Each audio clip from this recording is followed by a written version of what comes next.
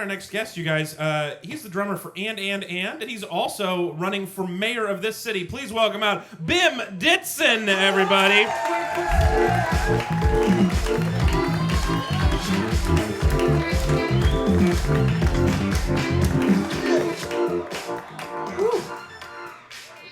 How about Senator Merkley? Yeah.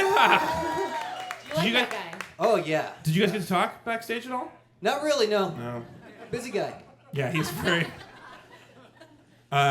Bim, tell us about yourself. So tell us, like, because you're very well known in the music scene here. Yes. So tell us, like, what is your origin story? I started a business making chainmail jewelry when I was 9 years old. When you were 9? And I've been doing that for 16 years. I was at Saturday Market selling my stuff today. So that's sort of my... How did it go today? Was it a good day? Oh, it was terrible. Oh, Yeah. The weather sucked. Yeah, it's all right. Is this, I assume this is a sample that you're showing us here? You have some... Yeah. That's yours? Yeah. That's a Bim original? It is. Actually looks really cool. That sounds mean. What I mean is... chainmail, I picture like big and but that's like I don't know, really like the material. It's really interesting. Yeah, it's cool. Are you like by hand? Yeah. So you started that business at 9. Ran away from home with a bunch of chainmail on your back. Yeah. And then you've also been a musician. Yeah. I've been playing drums since I was like a baby kid. My mom was a music therapist, so music was like part of what you did. Is that a job we're all familiar with? A music therapist? Yeah, she would work with like autistic kids and people with like different sort of social disabilities and help rehabilitate people through the use of music. And it's a really cool thing. There's not a whole lot of them, but I think it's something that is really interesting. And what was the thing that happened last year? This is your first foray into politics. What was the thing that happened last year that made you decide to run for mayor? I sort of just saw that there hadn't been and wasn't there weren't any candidates that I saw that represented anything close to my ideals and my friends' ideals. And so I thought maybe it would be useful to run so that sort of like the creative working class of Portland would have a horse in the race, and so that we could, if nothing else, be a part of the conversation. When we talk about the future of Portland, we can be talking about the things that I believe have traditionally made Portland great, and it's those regular working class artists and musicians who flocked here to do something that was important to them beyond their pocketbook, to do something that mattered in their heart rather than in their bank account. And I think that sort of idea is not lost in Portland, but it is a little bit lost in the politics of Portland, and I'd like to bring it back into the conversation. Yeah. So I saw you at this debate a couple weeks ago at Rev Hall, and it was... The official mayoral debate. An official mayoral... Well, it was the one... I don't know if you guys remember this. That was going to be 2 people, and then there was a protest, and then the Oregonian backed out, and then it was everybody. Do you guys don't remember this story? The protesters had the Oregonian said it was for safety, and what happened was the protesters had threatened to U-lock the doors closed, which is like scary, but also a very Portland way to terrorize people. And I don't think it very serious because those are like $80 a piece. There's no way that place is a lot of doors. You're not going to waste that many U-locks.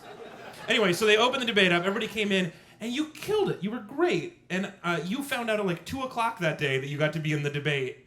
How did that go for you? How did that feel for you?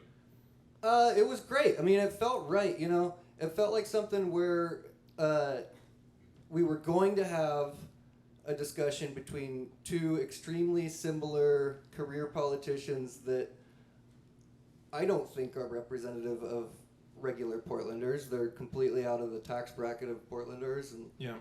One of them spends all their time in Salem, but it was going to be sort of a boring conversation, and I think instead we had a really exciting conversation, and I think that the other, myself and the other 5 candidates that were able to make it that otherwise wouldn't have been on that stage, it was really cool to hear from all of them. I think that there's a lot of agreements between everybody who's running about a lot of stuff, and I think that's the thing to focus on when we think about why it's important to have diverse conversations is not so that we can focus on our differences, but so that we can focus in on what makes us the same and what is really important to everyone. And if we have 8 candidates speaking to the same side of a thing, it's way more impactful than we have 2 candidates. So I think that's the key thing, is remembering it's an issue of positivity, not an issue of like getting a whole bunch of jokers on stage and fighting about stuff. Well, so what I definitely saw a lot of that agreement. I think that is a very good point. What's something from the agreement you guys all like? You thought the whole swath of candidates agreed on that you really care about? Well, that's harder. Okay. We could do a disagreement. That was what I was going to ask, Yeah, and then you were yeah. so positive I couldn't be like, screw that. Well, Let's hear do you say yours. something bad about Jules. Let's do yours. Oh no, I was just gonna say, tell me about the disagreement. I watched the whole the 2-hour debate, and I do not remember a disagreement that was very large. With the one thing I remember is that you definitely disagreed with the 2 frontrunners about how much money one should raise in order to run for mayor. Oddly, they thought it was a high number, and everyone else was not so into that. We'll start there then. Like, how do you think the financing of this election is affecting it? Yeah, I think that, in Portland, it's the same as all over the nation right now, and it's just an issue of, are we as a democracy going to allow money to be more important than human beings or not? And if we elect people who run campaigns that are reliant more on money than they are reliant on their ideals and their convictions that draw voters to them, then we're choosing corporations over people. We're choosing all the things that will happen are going to lead back to that. I mean, I guess the simple way to think of it is, if you're voting for somebody, figure out how many dollars they have, and how many of those dollars lead back to Portlanders, and how many of those dollars don't lead back to Portlanders, and then you can see what they're going to do in office. That's just how it works. So for me, it's an extremely important issue, and it ties back to really key things like, for me, one of the main things that I would like to do in Portland is run a feasibility study on a public bank.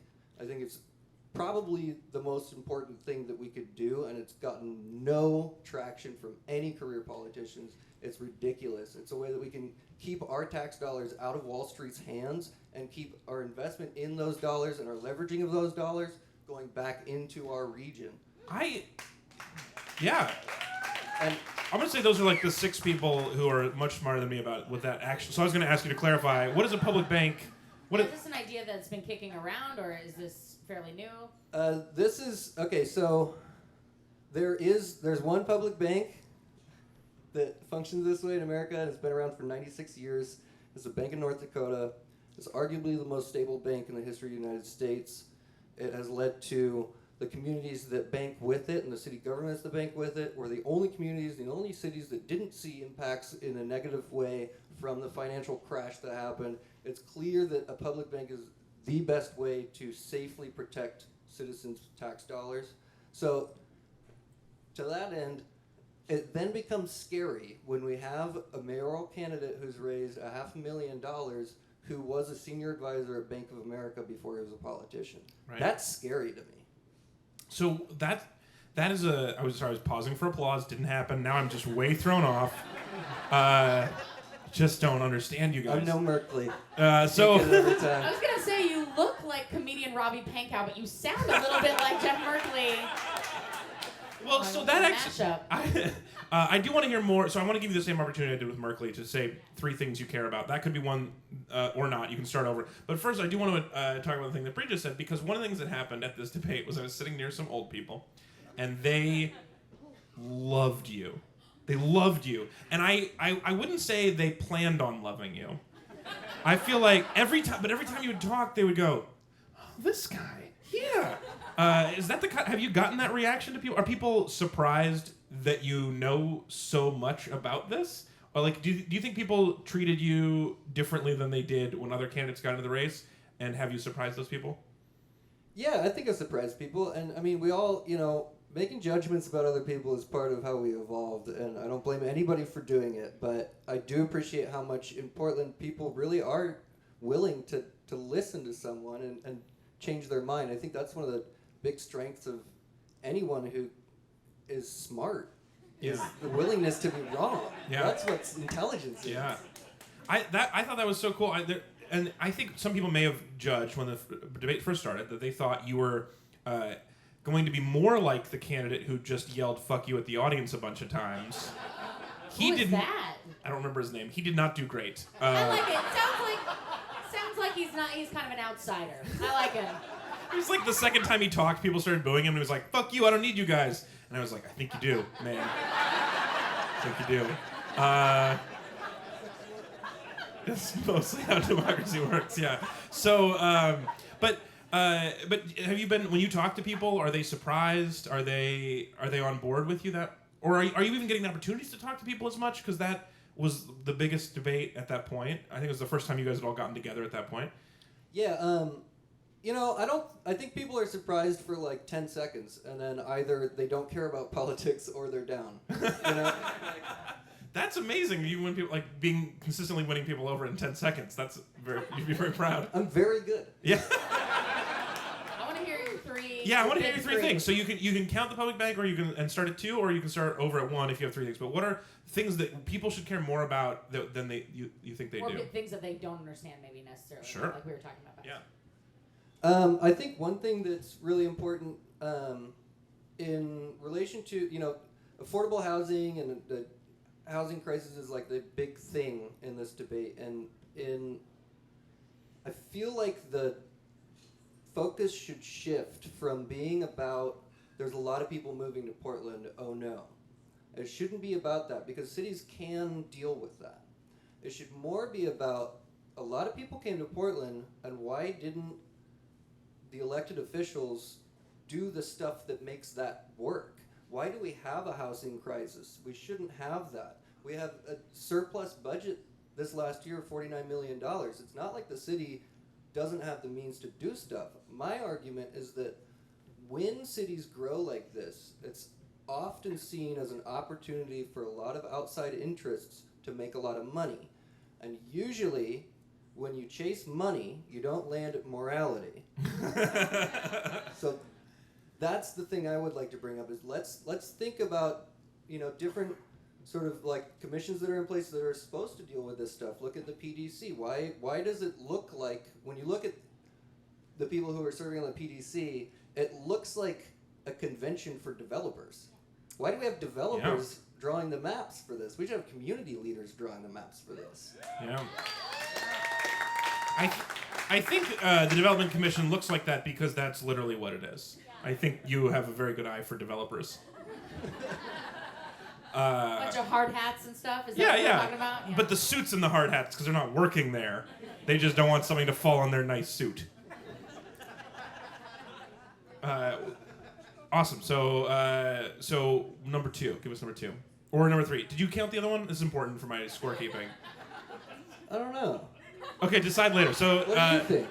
No, what do you think? I thought Do you think you learned enough about public banking to care? and it's something that I've not heard of. I know you mentioned at the debate, and I made a mental note to look into it, and I didn't. And it sounded like the other candidates had not spent a lot of time thinking about this public bank idea either. So I'm super curious about this, especially given that I think right now one of the candidates in the national race gathering a lot of attention is talking almost exclusively about banks.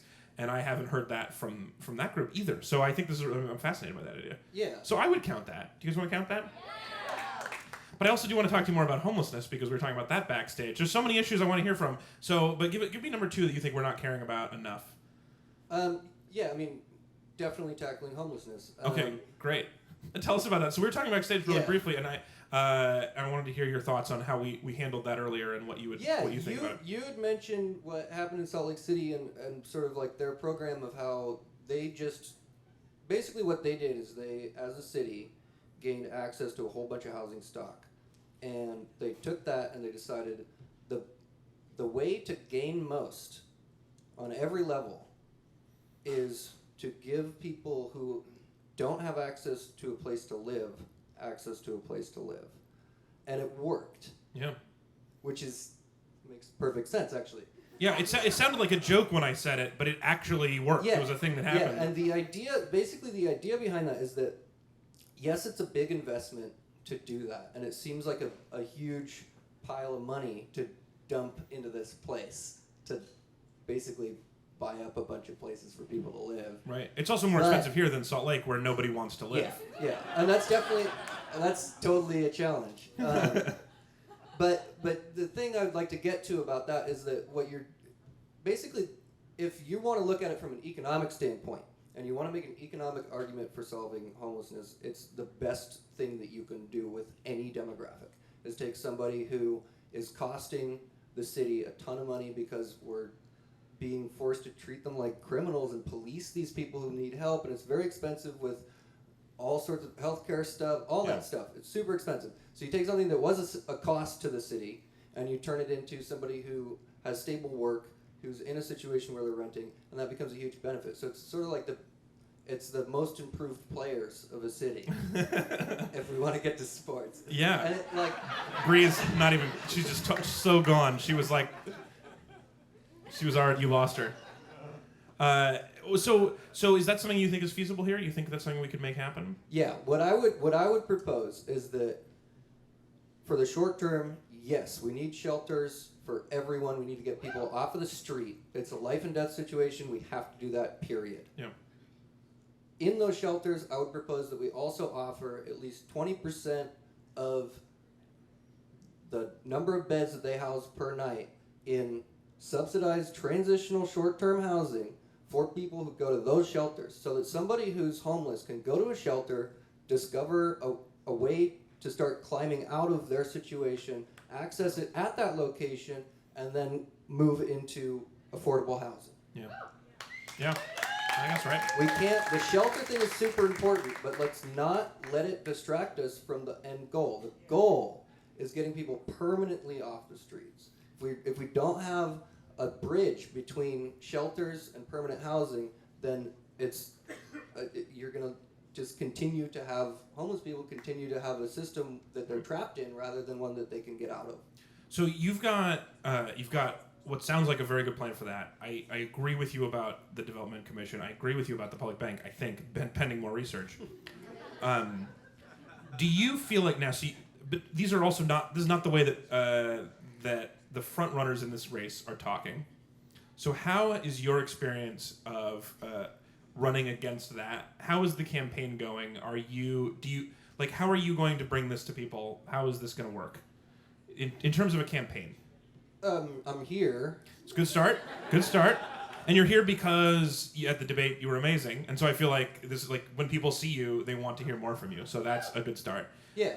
But you are like, I don't know what, like $750,000 behind, I think, with Wheeler on his fundraising. You're a little behind. Yeah, I think, but I think that's, when it comes down to it, I'm glad to be the worst fundraiser as a politician.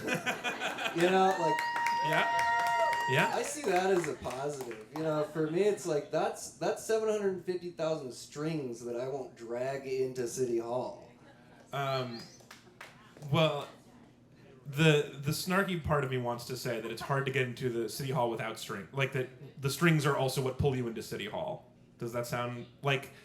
I agree with you, but I also think that I'm very cynical. I think the world we live in might make that hard. So, can you climb out of that hole? Can you make that work without the strings? Yeah. Okay, great. So, where do people find out more? Where can they? Where do we take the fight from here? You can go to bimformayor.com. 4 or 4? We bought both. You are so smart. Self-funded both of those domains. You were so ready for that question. Yeah. All right, so we go to bimformayor.com. Yeah, so basically the way that the campaign is built is that we don't really have anything that we do with money. We don't have if somehow we got a ton of money, mm-hmm. we're structured in a way where we would have to just give it to charity. We don't have any way of spending money.